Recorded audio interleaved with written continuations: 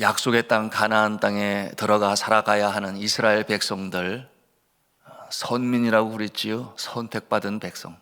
그런가 하면 성민이라고 그랬습니다. 거룩한 백성. 그런가 하면 기업이요, 보배라고 그랬습니다. 보배로운 자들로서 살아가기 위하여 하나님께서 내려주신 이 계명과 규례와 법도를 잘 지켜 행해야 했습니다. 시내산에서 모세를 통하여 하나님께서 돌판에 직접 새겨주신 계명이 가장 으뜸이 되는 계명이었으니 십계명이었습니다. 그리고 그 십계명에 근거하여 여러 시행 규칙이라고 말할 수 있겠지요. 규례와 법들을 또 하나님께서 알려주셨습니다. 그 모든 율법과 계명의 정신이 있었으니 그것은 하나님 사랑, 이웃 사랑, 그렇게 축약하여 설명할 수 있겠습니다. 이 하나님 사랑, 이웃 사랑을 보통 십자가를 통해서 설명을 하지요. 십자가를 바라볼 때에 수직적인 그리고 수평적인 그 모습을 우리가 보게 되니, 여러분, 먼저는 수직적인 관계입니다. 무엇이겠습니까? 하나님 사랑인 것이죠. 하나님과의 관계가 똑바로 설정이 되어야 하고, 두 번째로 이 수평적인 관계, 이는 그가 만드신 모든 피조물들과 인간들을 포함하여 어떻게 올바른 관계를 맺을 것인가, 이와 같은 모습을 보여주고 있는 것입니다. 이와 같은 관계를 잘 이루어갈 때 이 땅에서 믿음의 사람들의 삶이 평탄할 것이요, 하나님의 은혜 가운데 거하게 될 것이다. 그런데 이 수직적인 관계, 수평적인 관계에 우선순위가 있어요. 무엇이 먼저겠습니까? 수직적인 관계지요. 하나님과의 우리와의 관계가 똑바로 설정이 될 때에 수평적인 관계는 저절로 되어진다. 그러므로 수직적인 관계, 하나님과의 우리와의 관계가 항상 먼저임을, 으뜸임을 우리가 알아야 하겠습니다. 그런데 이 내용을 제대로 알지 못한 세상 사람들은 이 수평적인 관계에만 집중하여 법을 제정하였어요. 법을 만들었습니다. 문제가 무엇이겠습니까? 법은 있어도 그것을 지키는 사람들의 가슴에는 하나님 사랑이 없어요. 이 수직적인 관계가 똑바로 서 있지 않는데 과연 이 수평적인 관계가, 인간 사회의 모습이 제대로 평안하게 이루어질까요? 그렇지 못하지요. 인간의 이 영혼에 자리 잡고 있는 이 죄성의 문제가 해결되지 아니한 상태에서 제시한 법은 훌륭해요. 그러나 그 기능이 온전히 이루어지지 않습니다. 늘 삐그덕거립니다. 사람의 죄성 때문이지요. 요리조리 법망을 피하는 사람들이 얼마나 많은지 알 수가 없습니다. 왜 그렇겠습니까? 먼저 이루어져야 할 이 수직적인 관계, 하나님과 사람과의, 창조주와 피조물과의 관계가 제대로 설정이 되지 아니하는데 어떻게 제대로 하나님께서 복 주신 인생으로 살아갈 수 있느냐, 그 말이에요. 이 자리에 계신 우리 성도 여러분들은 이 하나님과의 관계가 온전히 이루어지므로 수평적인 관계도 잘 이루어져서 복 있는 인생으로 살아가시는 복된 인생이 되시기를 저는 주님의 이름으로 축복합니다. 오늘 말씀 신명기 16장을 통해서는 어떠한 규례를 주시는가? 절기를 지켜 행하라, 그렇게 명하시고 계세요. 절기를 지켜 행하라. 꼭 지켜야 할 절기가 몇 가지가 있다고 그랬어요? 네, 3가지가 있다. 오늘 말씀이 그렇게 말씀하고 있으니, 첫째는 유월절이요, 둘째는 칠칠절이요, 셋째는 초막절이었습니다. 우리의 문화로 생각해 볼 때 이 절기라고 하는 것은 명절을 말하는 것이에요. 그러니 설날이니 단오절이니 중추절, 추석이죠. 그런가 하면은 광복절, 이처럼 대대적으로 국민적으로 지켜 내려오는 이 절기와 같은 것이었습니다. 방법은 예루살렘 성전, 하나님이 명하신 그곳이라고 말씀하고 있는데 그것이 결국 모리아 산상입니다.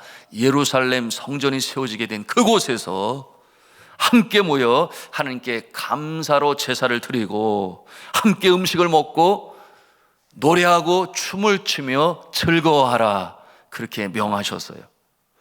첫 번째는 유월절입니다.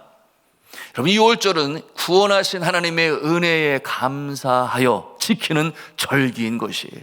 무엇이? 유월절이 그렇다는 것입니다. 애굽 땅에서 출애굽을 할 때에 바로 왕이 반대를 했습니다. 그 완강한 고집을 꺾기 위하여 하나님께서는 최후의 마지막 어떠한 역사가 나타납니까?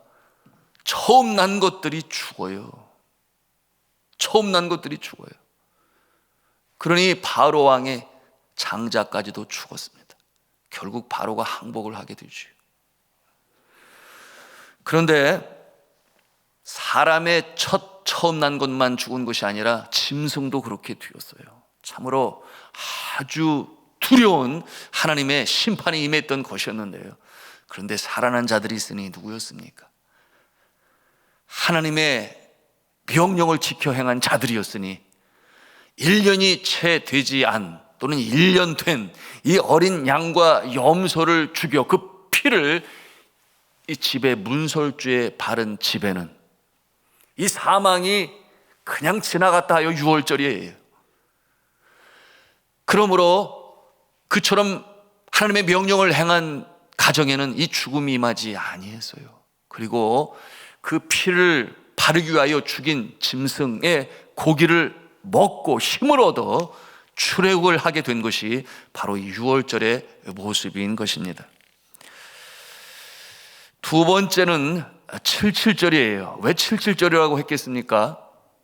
이름이 좀 그렇지요. 77절. 근데 이게 77은 49, 그래서 77절이에요. 49일이 지난 그 다음 날이 50일이 되는데 그래서 오순절이라고도 말을 해요. 77이 49, 그 다음 날 50일 되는 날 오순절. 여러분, 이 오순절, 이 77절, 이 날은 어떠한 날인가? 봄 추수를 마치고 지키는 절기입니다. 그래서 맥추절이라고도 그래요. 맥추절. 보리 밀농사를 마친 후에 지킨 절기입니다. 이해를 위해서 9절과 10절 말씀을 다시 읽겠습니다. 시작. 7주를 셀지니 곡식에 낫을 대는 첫날부터 7주를 세어 네 하나님 여호와 앞에 77절을 지키되 네 하나님 여호와께서 내게 복을 주신 대로 네 힘을 헤아려 자원하는 예물을 드리고. 아멘. 여러분, 이 77절을 지키는 목적은 이스라엘 백성들, 하나님의 선택받은 백성들이 서로 모여서 결속을 다짐하는 그 같은 절기예요. 우리는 구원받은 백성이에요. 선택받은 민족이다. 그러니 믿음의 공동체를 이룬다라고 하는 결속을 다지기 위하여 지키는 절기 77절입니다. 이스라엘 백성들 하나님께서 선택하시고 구원해내셨으니 그 광야지요. 광야에서 살아갈 때에 하나님께서 지키시고 보호하시고 그 뜨거운 사막에서 구름 기둥으로, 추운 밤에는 불 기둥으로, 그런가 하면은 광야에서 어떻게 농사를 짓겠습니까? 만나와 메추라기로 공급하시는 하나님의 손길.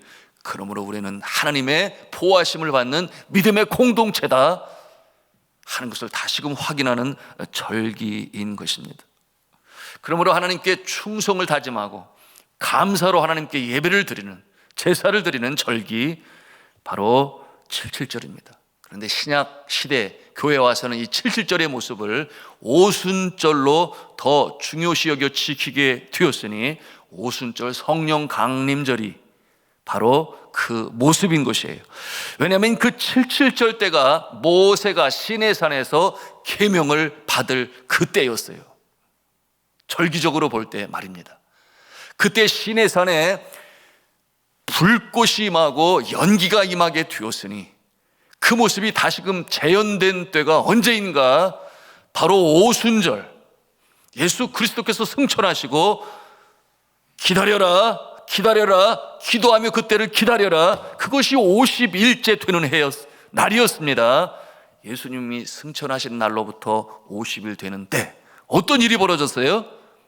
성령 강림이 하늘에서 불같이 마가의 다락방에 임하게 되었으니, 모세가 시내산에서 십경을 받을 때 나타난 현상이 또다시 나타났다 하여 하나님의 임재하심, 성령의 강림하심, 그래서 오순절로 지키게 되었던 것입니다. 무슨 뜻이에요? 신약교회 성도들이 우리는 그리스도 안에서 성령으로 거듭난 믿음의 공동체다, 그런 뜻을 가지고 오순절 성령 강림절로 지킵니다.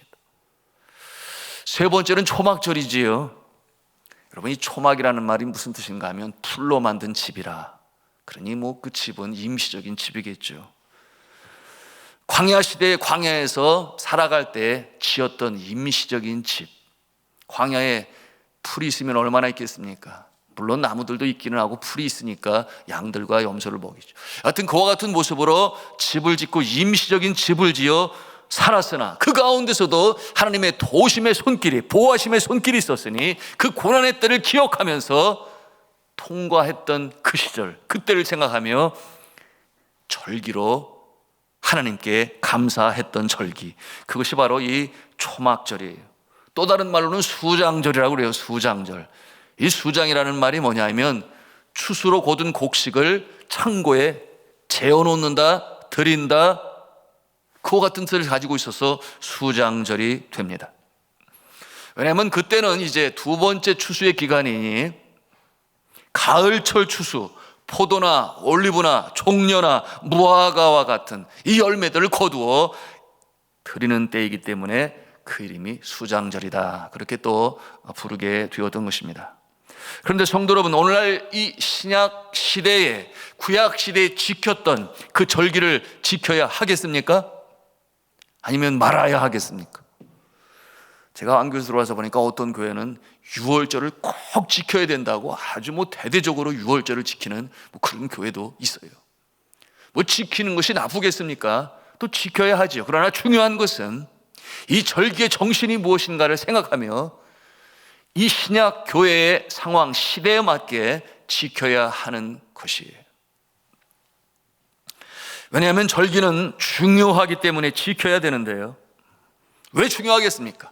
여러분, 이 절기를 지킬 때에 우리가 지식으로만 알고 있는 것들을 우리가 수족을 움직이고, 그런가 하면 절기이기 때문에 함께 준비하고 또한 공동체적으로 대대적으로 지키게 되면 어떤 현상이 나타나겠습니까? 더 마음에 새겨지겠지요. 그래서 광복절이 있는 것이고 3.1절이 있는 것이고 제원절이 있는 것이 그런 거 아니겠습니까?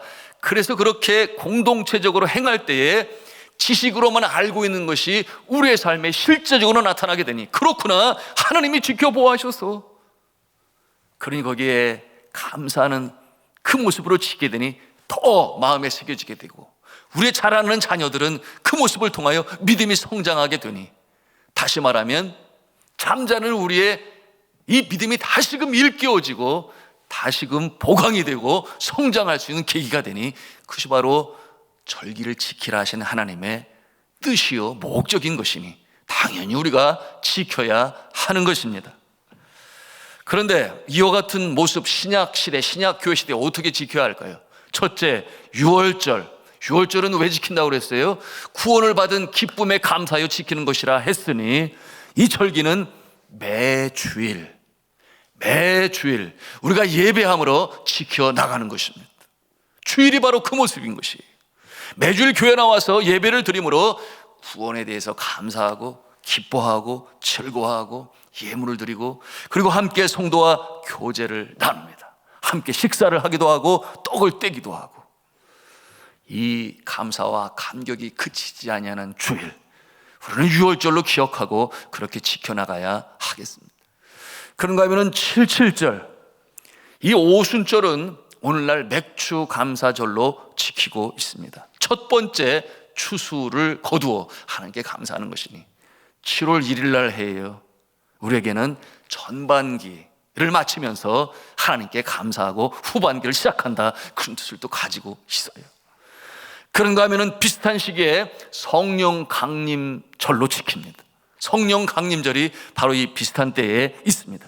봄 수확을 하게 하신 하나님께 감사하고, 더불어 예수님께서 승천하신 후 50일 되던 날 이 마가의 다락방에 성령이 강림하게 되니, 성령의 강림함의 역사로 인하여 믿음의 공동체를 이루신 그날을 우리가 칠칠절로 지키는 것입니다. 세 번째, 초막절이 있습니다. 가을 추수를 마치고 지키는 절기가 되니 광야의 시대, 고난의 때에도 하나님께서 지켜주신 것을 또한 감사하고 지키는 것이니 오늘날 교회는 추수감사절로 지킬 수 있습니다. 여러분, 이 모든 절기에는 감사가 있어요. 구원의 감사, 추수의 감사, 오순절 성령 강림의 감사. 그러므로 찬송하고 감사하고 기뻐하고 하나님께 예물을 올리는 그와 같은 모습이 바로 이 절기에 있습니다. 또한 그날은 마치 명절과 같은 날이 되기 때문에 이웃들에게 이 기쁨과 감사를 나누는 것이에요. 이와 같은 내용이 성경에 또 잘 설명이 되어 있는데요, 16장 10절 11절 말씀 함께 읽겠습니다. 시작.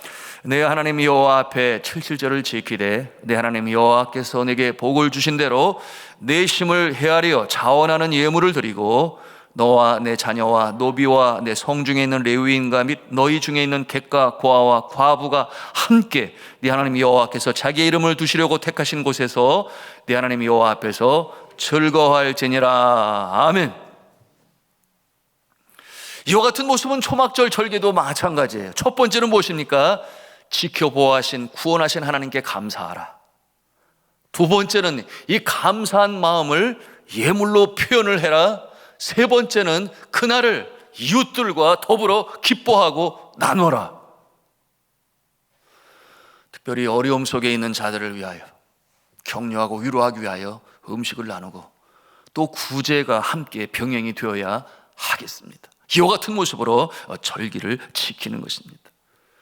6월절은 어떻게 지킨다고 그랬어요? 구원의 감사와 기쁨으로 주일에 지킨다 그랬습니다.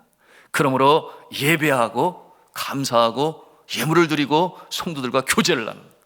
우리가 함께 식사하며 교제를 나눕니다. 또한 구제도 당연히 병행이 되어야 하겠지.